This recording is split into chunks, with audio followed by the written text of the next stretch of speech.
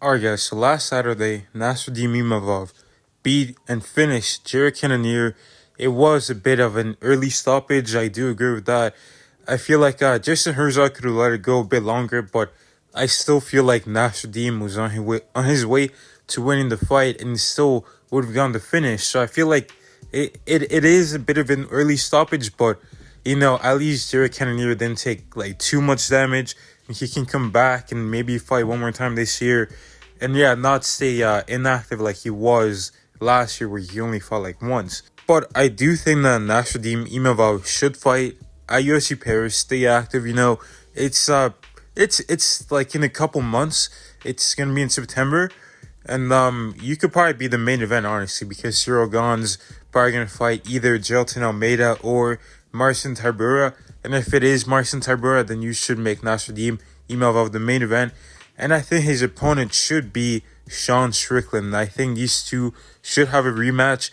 And I know Sean Strickland did beat Paulo Costa, and he is saying that he wants a title shot next. But the UFC did promise a title shot to the winner of Robert Whittaker and Khamzat Chimaev, especially if it's going to be Khamzat Chimaev. Like, he's for sure getting it. So if you're Strickland, you got to think that's like a 50-50 chance that, he could get a title shot over you, like, if he wins. So do you want to just, wait until 2025? That could be pretty long, because Adesanya and Duplessis are most likely going to fight in August. And then they're probably going to fight maybe in November or December against the winner of Khamzat Chimaev and Robert Whittaker. And obviously, there's a possibility that one of them could pull out the fight, Robert or Khamzat, and then Sean Strickland could step in, which, would be kind of smart if that happens, but the chances of it happening are probably not too high. So realistically, if you do wait, you're probably going to get a title shot maybe in like March of 2025, because the winner of that fight's probably going to be a bit banged up from that fight in November or December, or you could even be out until April. So that would be like 10 months out of the cage with no paycheck, none of that. You could fight Nassourdine Imavov, a guy who you beat on short notice. You had your way with him. It wasn't too competitive. Obviously, it was like, I think Nassourdine maybe took a round in there, but Strickland, it wasn't like his hardest fight, I'll say. So why not go back there, go fight him in Paris? I feel like he did say before that no, actually, never mind. I thought I heard him say one time that he like burned his like passport or something, but he fought in Australia against Israel Adesanya, so he could travel to Paris and fight Nassourdine Imavov.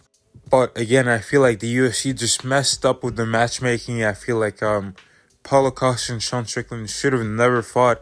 Imavov and Cannonier shouldn't have fought. It should have been Jared Cannonier versus Sean Strickland too.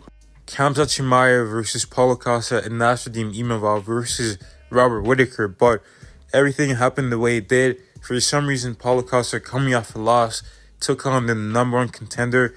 That makes sense, but if you're also Strickland, you got to think about it this way. Like, the UFC probably doesn't want you in a title fight. So if you just if you're relying on getting the next title shot based off like maybe the other two guys being banged up or whatever, the UFC's probably going to choose the winner of Khamzat and Whittaker over you, because they promised it now, so they probably don't want you in the spotlight.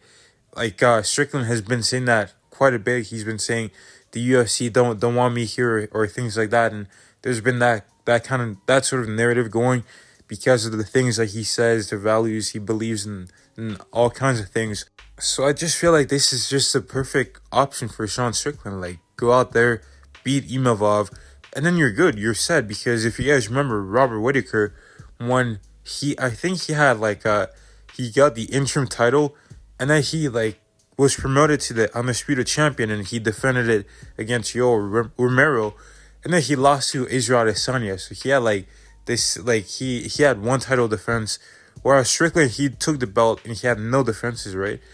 And Whittaker, he was the defending champion, and he had to go out there and he beat Jared Cannonier there until, and I believe Kelvin Gastelum, before he got his rematch for a title. That's crazy to me. But Sean Strickland, you just had the belt, you lost it right away, you didn't defend it, it was a close fight, but I still had you losing. So go out there, get 2 wins together, and you're undeniable for the next title shot. It's for sure gonna be you in 2025 because Kamzat and Whitaker are gonna have to fight Duplessis first or Adesanya.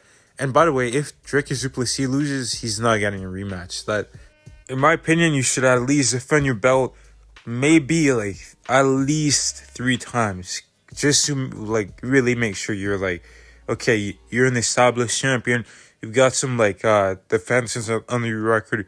You should get an immediate rematch. But Duplessis hasn't defended the title. Strickland, the same thing. So I don't get why he's just like, oh, give me the title, give me the title. Like, you weren't a dominant champion. You just got the belt. You lost it right away. Like, it was not a robbery. It was a competitive fight, but you still lost. So go out there. If you beat Nassourdine, you're for sure getting the next title shot. And on the other side, if Nassourdine wins, he's getting the next title shot in 2025. So either way, this is a #1 contender fight. So Sean Strickland, just take the fight.